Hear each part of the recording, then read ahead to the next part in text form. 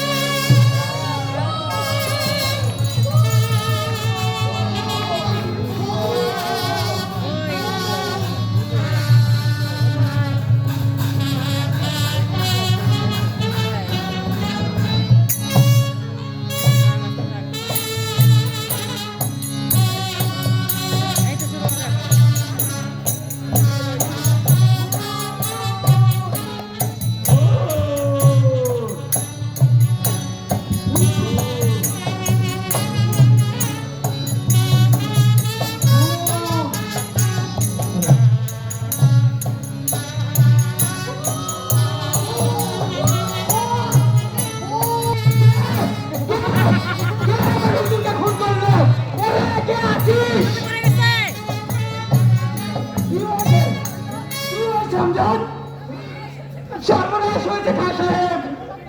হুজুরকে কে যেন খুন করেছে। ঘরের মেঝেতে রক্তের ঢেউ বইছে। বলি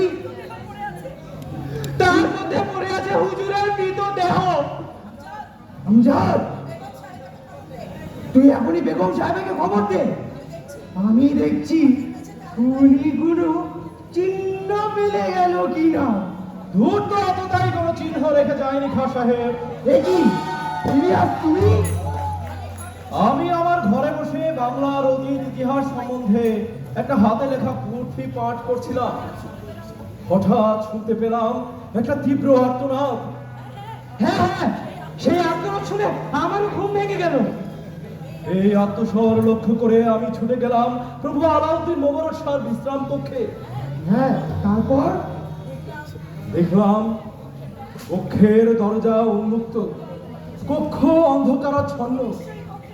তুমি নিশ্চয়ই কক্ষে প্রবেশ করলে। প্রবেশ করা মাত্র অনুভব করলাম জমিনে পিচ্ছিল গাঢ় রক্ত, তরল পদার্থের স্পর্শ। তারপর কি হলো? কক্ষের এক কোণ থেকে তখন ভেসে আসছিল একটা গোঙানির অব্যক্ত শব্দ। আমি অন্ধকারে হাত বাড়িয়ে প্রভুর দেহ স্পর্শ করলাম। তখনও বেঁচে ছিলেন সুলতান? ছিলেন খাঁ সাহেব। ছিলেন? হ্যাঁ ছিলেন। উনিকে হয়তো তিনি চিনতেও পেরেছিলেন।